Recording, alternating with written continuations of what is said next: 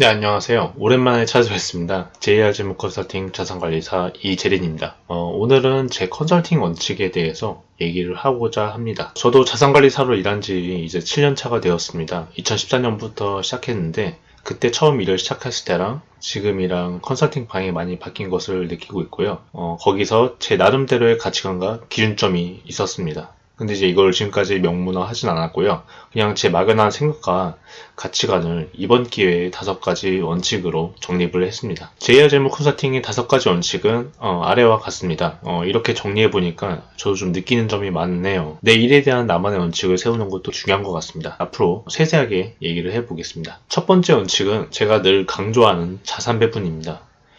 이 원칙은 요새 저뿐만 아니라 제 고객분들도 많이 아마 느끼고 있을 겁니다. 코로나 때문에 이제 하락이 많이 했었는데, 저를 통해서 이제 하신 분들은 뭐 손실도 조금 났을 수도 있겠지만은, 대부분 이제 어느 정도 이제 방어가 되었다고 보고 있고요. 어쨌든 방어가 되었으니까 그 다음으로 이제 대응이 이제 가능해지겠죠. 제 블로그 거의 모든 글들이 자산 배분입니다. 오래된 고객분들은 정말 이 말이 되게 지겨울 거예요. 장기간 투자 성과에 영향을 미치는 요소가 무엇일까요? 다들 종목 선정이나 마켓 타이밍을 많이 얘기하시는데, 사실 가장 큰 영향을 주는 것은 자산 배분입니다. 장기 성과의 91.5%가 자산 배분의 역할이었고요. 나머지는 마켓 타이밍, 종목 선정, 기타 알 수 없는 요인 등에 의해서 이제 결정이 되었습니다. 이런 연구 결과가 21년도에 나왔었고요. 당장에는 뭐 종목 선정이나 마켓 타이밍이 중요하겠지만은 장기간 봤을 때는 그만큼 자산 배분의 영향력이 크다는 것을 알 수가 있습니다. 평소 제가 고객들 대상으로 짜는 포트폴리오입니다. 주식, 채권, 대체 투자 등 다양한 자산 섞어서 컨설팅하고 있고요. 주변 동료들도 이렇게까지 자산 배분해야 되냐고 물어볼 정도로 제가 디테일하게 자산 배분합니다. 여기서 이제 목돈일 경우면 제가 표시를 한 거고, 월정률까지 하는 걸 고렸을 때는 더 세분화되어 있겠죠.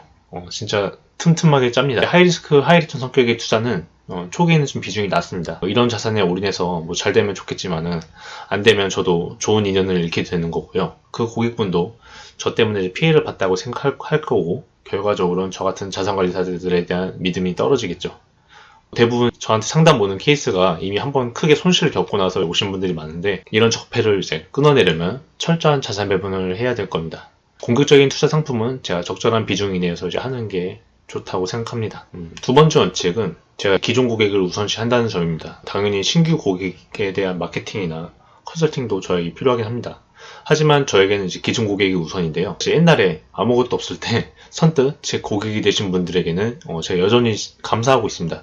그분들이 지금도 계속 소개를 해주고 있고, 자산도 많아지니 추가로 투자를 더 하십니다. 투자 성과도 계속 좋았던 것도 있겠고요. 저를 통해서 투자를 하시거나 금융상품을 가입하거나 뭐 친구나 지인을 마다하고 저를 택한 거는 뭐 나름의 그 이유가 있다고 생각하고 있습니다. 그 이유를 더 공부하고 싶은 거고요. 더 좋은 컨텐츠를 제공해 줄 거고, 뭐 강의를 할인해 준다던가, 기존 제 고객들만을 위한 상품을 제공해 드리다던가, 이런 혜택을 더욱 늘릴 것입니다. 마케팅 차원에서 신규 고객이 문의 주시면은 저도 뭐 간단하게 답변을 해 드리긴 합니다. 하지만 아무런 대가 없이 이 모든 것을 도와드리지 않습니다. 제가 상담비 받는 거는 기존 고객을 위한 거라고 생각하고 있고요. 제 서비스를 아직 제 고객도 아닌데 제 기존 고객과 똑같이 제공하다면은 그것도 어떻게 보면은 제 고객에게 손해를 끼치는 거라고 저는 생각하고 있습니다. 펀드 관리 같은 것도 뭐 저에게 한 것도 아닌데 제가 그걸 다 관리해줄 의무는 절대적으로 없고요. 그냥 더 늦기 전에 저와 하시면 됩니다. 물론 100% 만족할 수는 없겠죠. 사람마다 이제 코드가 있고 하니까. 하지만 최소한 후회는 안 하실 거라고 제가 진짜 장담할 수 있습니다. 세 번째 원칙은 포트폴리오 구성 후 지속적인 관리를 해준다는 점입니다.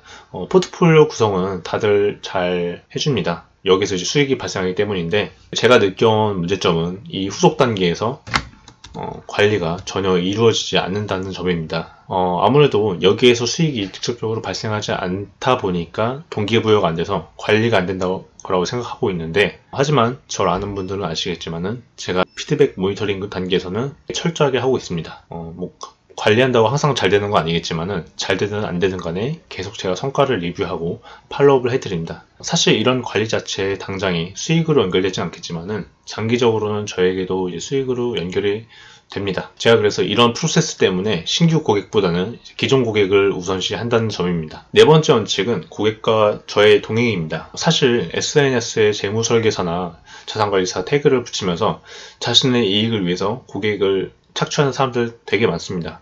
저도 많이 봐왔고요. 저에게 상담 들어온 케이스가 그런 분들에게 이제 피해를 입고서 수습을 이제 제가 하는 경우가 많게 되는데, 그 재무설계사들 뭐 보인들이야 이런 걸로 호의호식했겠지만은 그 고객들은 어떻게 되었나요?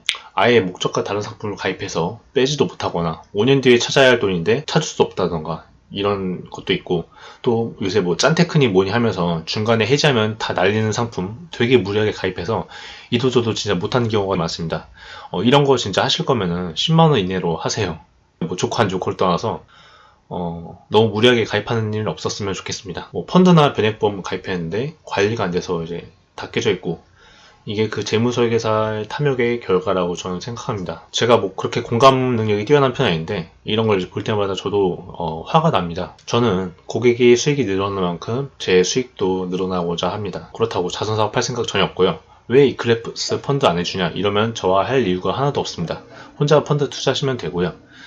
변형연금이나 펀드 제가 가입한 것도 아닌데 제가 그냥 계속 남은 기간 평생 관리해주는 것도 어떻게 보면 넌센스라고 볼 수 있겠죠. 고객의 이익이 중요한 만큼 저에게도 이익이 중요합니다. 그러니까 고객과 저와 둘 다 좋은 방향으로 갈 수 있도록 제가 최선의 컨설팅을 다 할 겁니다. 마지막 원칙은 사회초년생에게 도움을 주는 겁니다. 사실 사회초년생분들 같은 경우에는 제게 수익적으로 그렇게 큰 의미는 없습니다. 제 주변 업계 선배분들도 돈 안 되는 사회초년생 그만 만들라고 합니다. 이게 진짜 현실입니다. 하지만 앞으로 이런 사회초년생이 우리나라의 미래입니다. 상담비 제가 10만원 받던 거 3만원을 줄이고 있고요. 사회초년생들을 위해서 이제 강의가 할 기회만 있다면은 진짜 저도 많이 하고자 합니다. 그때 이제 막 취업하신 분이나 30대 초반 이분들이 잘 돼야 우리나라 미래가 있다고 저는 생각하고 있고요. 옛날에 비해서 재테크 진짜 어렵습니다. 금리 낮아졌고요. 뭐 취업도 안 되고 잘 안 되고 학자금 대출도 일단 깔고 시작하고 또 집도 부담되고 이런 밀레니엄 세대들이 진짜 힘듭니다. 그래서 투자를 배워야 하는데 저도 단기적으로는 이 사회초년생 분들이 투자를 잘해서 안정적으로 자산을 만들어주는 걸 1차 목표로 하고 있고요. 진짜 나중에 훗날에 저희 세대, 그냥 뭐 제 또래죠. 이분들이나 아니면 뭐 제 다음 세대들이 창업을 할 때 제가 엔젤 투자를 해주고 싶습니다. 이게 제 꿈 중에 하나입니다. 이 5가지 원칙을 토대로 저는 진정성과 전문성을 갖춘 자산관리사가 되고자 하고, 저와 함께 일하는 동료도 그런 마음가짐을 갖기를 바랍니다. 그리고 그런 자산관리사들이 대우를 잘 받길 바라고요. 고객과 자산관리사가 함께 성장할 수 있는 건전한 문화가 정착되었으면 좋겠습니다. 오랜만에 영상을 남겨서 좀 많이 어색하네요. 다음에 자주 찾아뵙도록 노력하겠습니다. 감사합니다.